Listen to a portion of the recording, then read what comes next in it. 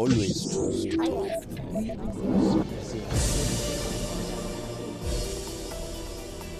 35 years after independence from white minority rule, Namibia has sworn in its first female president. So help me God. Netumbo Nandi-Ndaitwah won the November election to become one of just a handful of female leaders in Africa, following in the footsteps of Ellen Johnson Sirleaf of Liberia, Joyce Banda of Malawi, and Samia Suluhu Hassan of Tanzania. In her long career, Nandi-Ndaitwah has served as Vice President, Foreign Minister and Deputy Prime Minister. But she isn't just a veteran politician. She's a former freedom fighter who joined the liberation movement as a teenager and rose through the ranks of SWAPO, the party that led Namibia to independence and has ruled ever since. Now, at 72, she leads a country still marked by deep divides. White Namibians, less than 2% of the population, own most agricultural land. Youth unemployment is close to 45%, and the nation's wealth, from diamonds to uranium, remains concentrated in the hands of a powerful elite.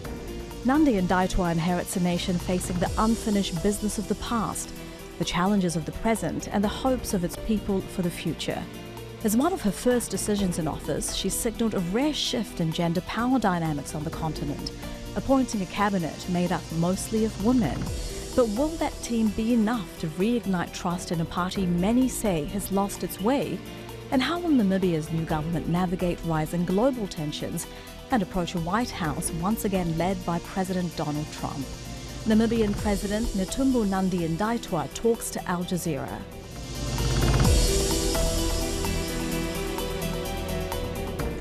Namibian President Netumbo Nandi-Ndaitwah, thank you for talking to Al Jazeera.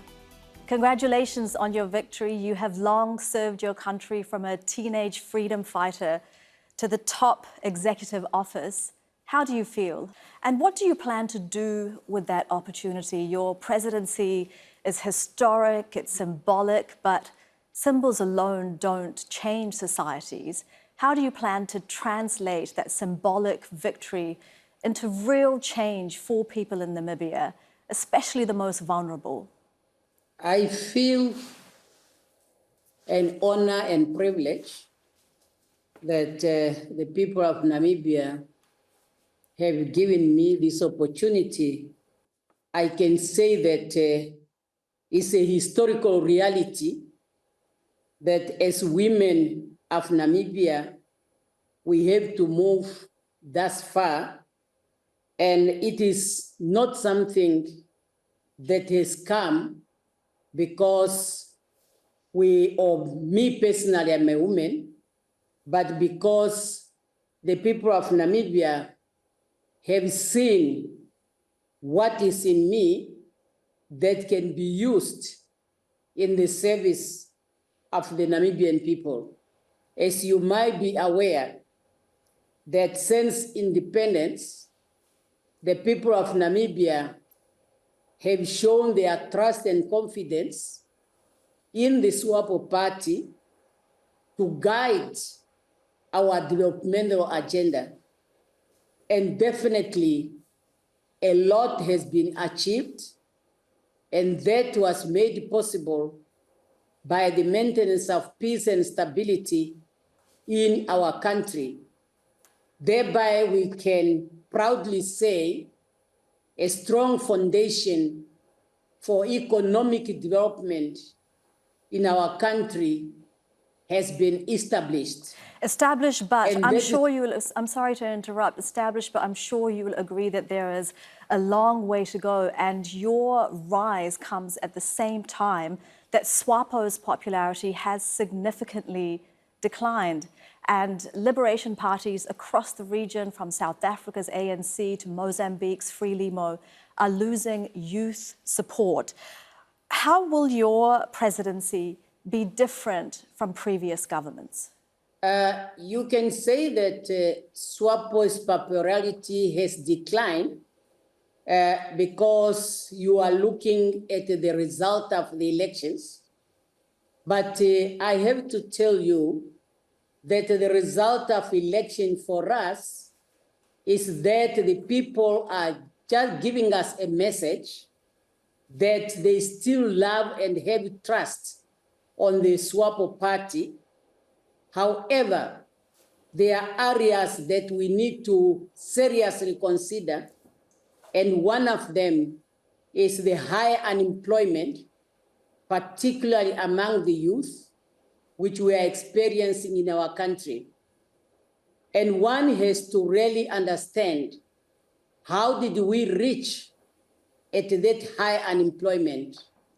That's because there have been so many factors, some, if not all, beyond the control of any political party.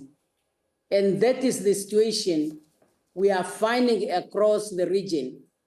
One of them, as you know, our economies are still growing, and agriculture, which is known historically all over the world, that is the basis for economic development. I must say, since our independence in 1990, we never experienced good rainfalls. It's either a drought or too much water, like what we are experiencing this time around. And certainly Namibia has faced serious drought. You mentioned one of the biggest problems facing the country, which is youth unemployment. It's at more than 40%. You've pledged radical shifts to fix the country's high levels of poverty and unemployment. What will you do? Yes, as we have said it in our 2024 election manifesto, that we are going to refocus on the sectors that we see, and we have learned over the years that those are the sectors that can grow the economy and create the necessary jobs. One of them is, as you know, the Namibian economy is mineral-based. And for a long time, we did not really invest fully in the value addition.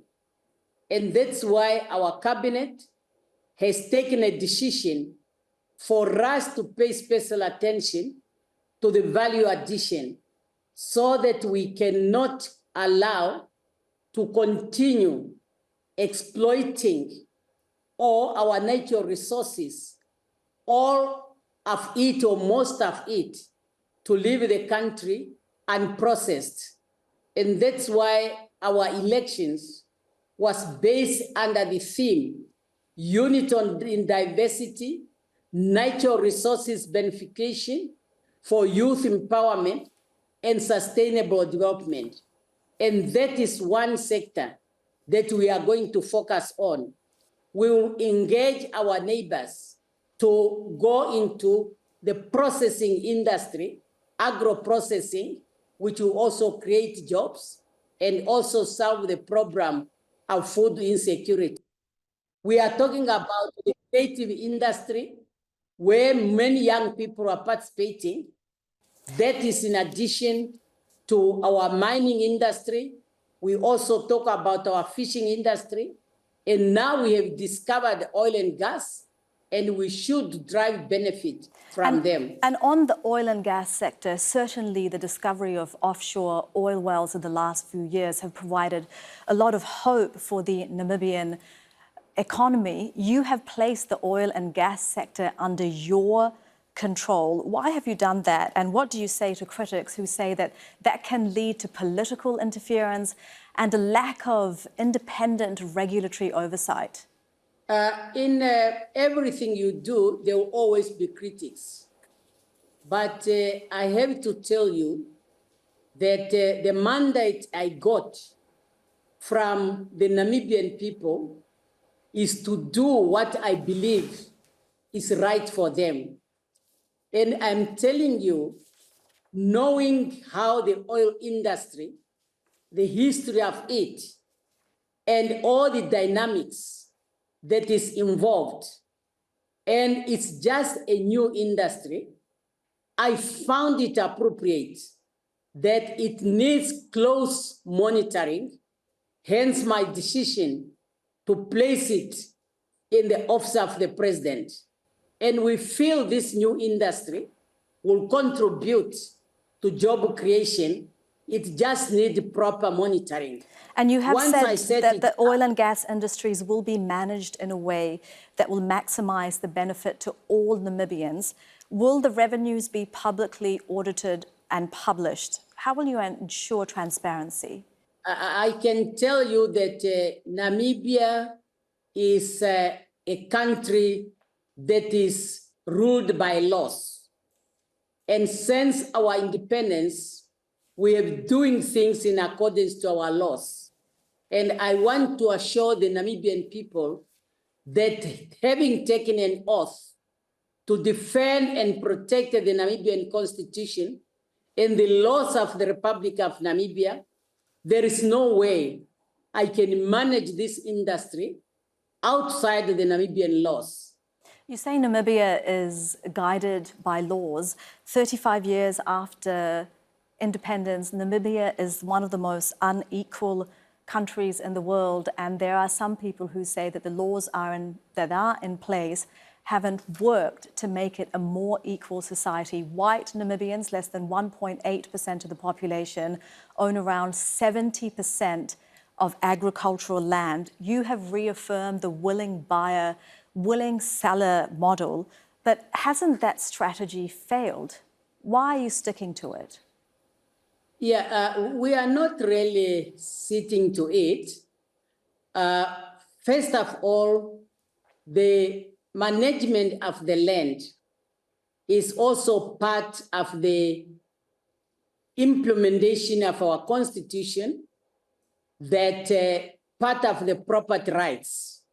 It is true and is known by many who have been following the history of Namibia that at the time of our independence, much of the land was under the hands of individuals, and land being part of the property, and the constitution is very clear on the properties.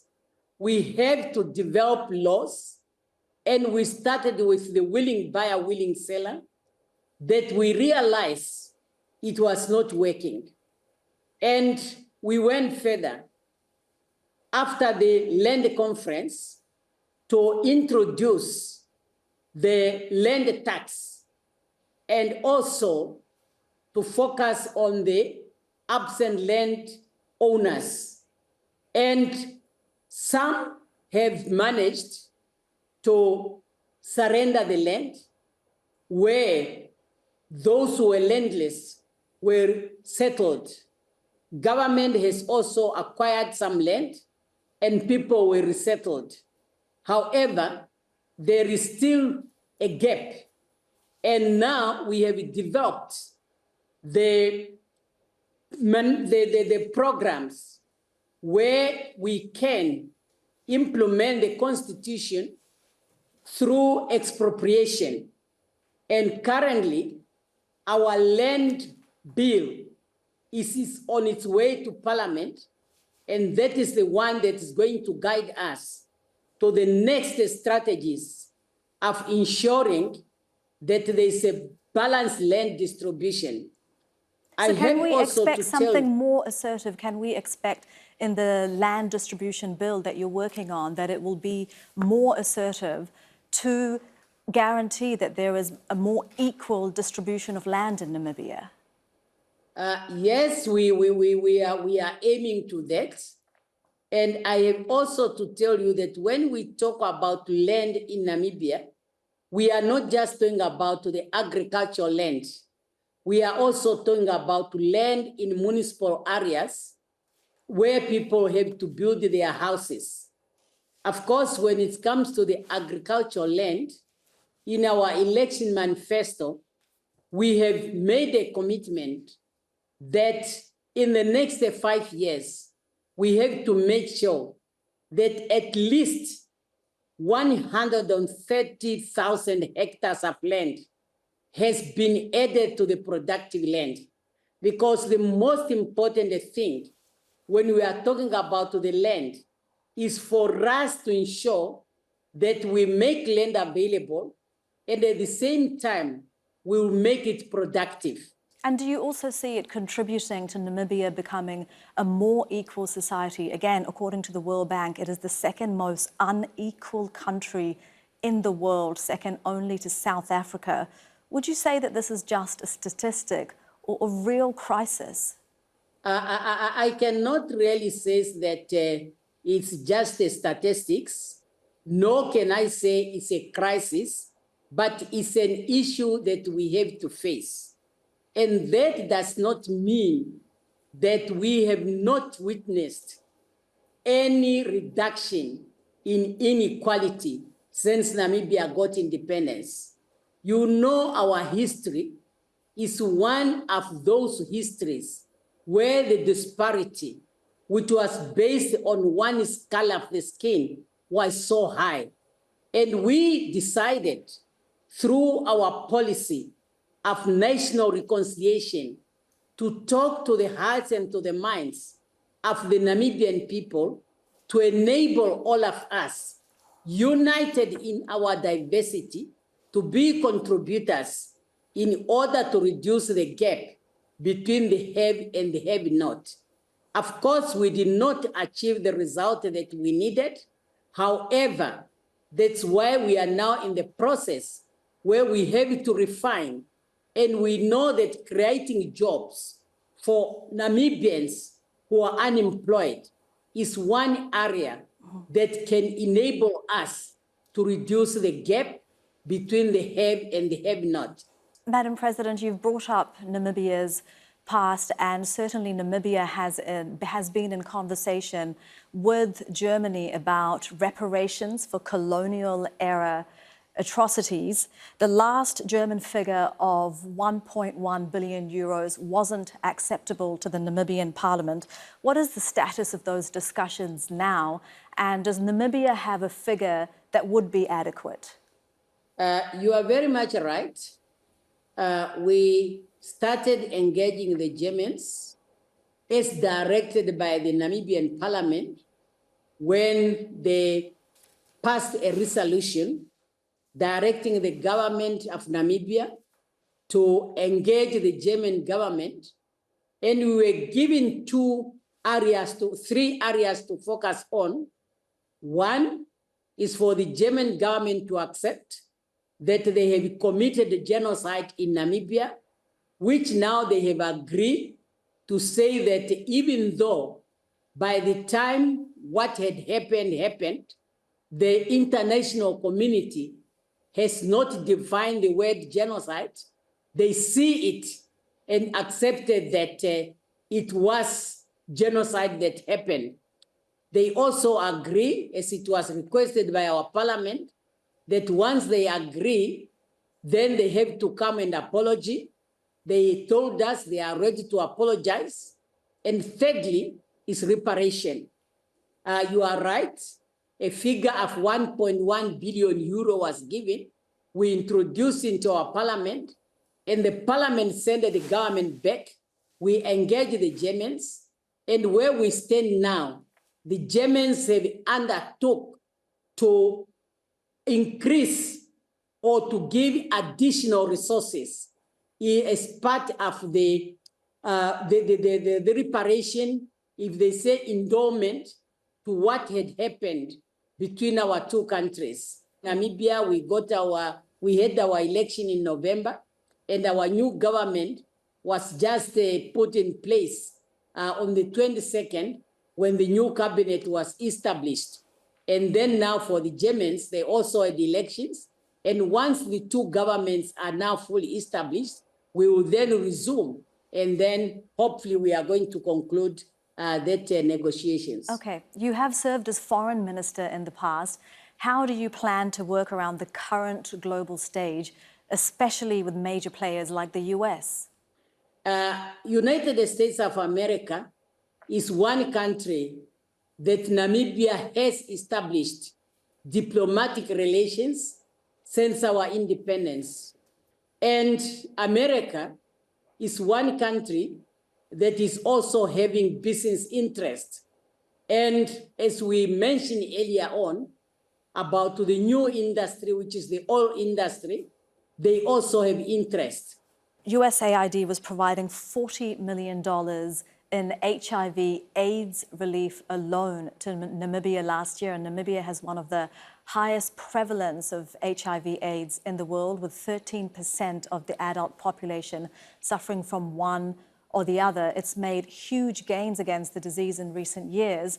Are you worried that some of that progress can be undone? Not really to the extent that one might expect, but any change might have some impact immediately. But I have to tell you that we have really made a very good progress when it comes to the management of HIV/AIDS. And as you have said it yourself, we are one of those countries that has made good progress. What we have been doing now with the support of the USA support is the continuous mobilization and sensitization.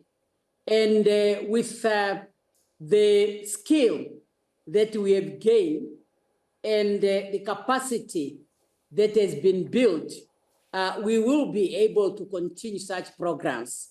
But any additional support will be very much welcome. Has Donald Trump called you since your inauguration? He did not call me, but I was glad, and Namibian people appreciate because he has sent an envoy to come and witness my inauguration and to celebrate with us our 35th independence anniversary. He also sent me a message of congratulations, which I highly appreciate. And I feel with that move, we can work together as two countries in the best interest of our two people and our two countries. And what about President Xi Jinping or President Putin? Have you spoken to them since your inauguration? He also sent an envoy who we also appreciate, and send me a message of congratulations.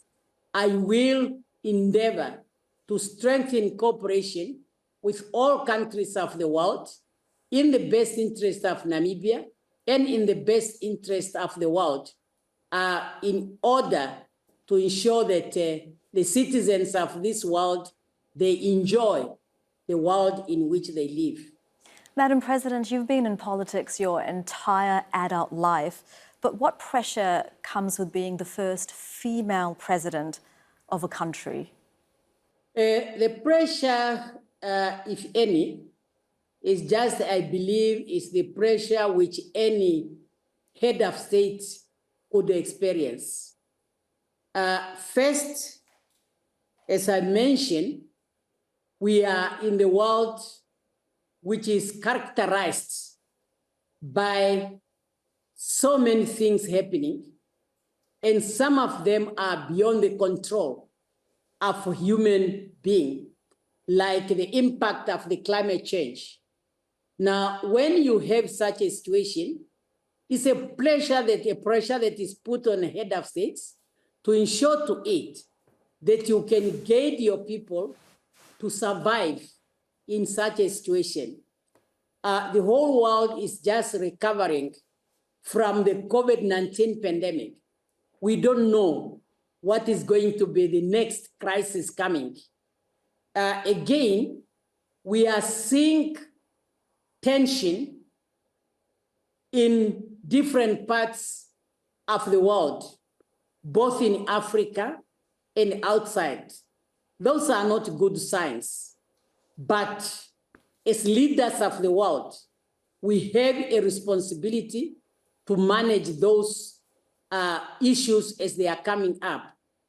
For me, as a president of Namibia, the Constitution of the Republic of Namibia make it very clear that any conflict must be solved peacefully.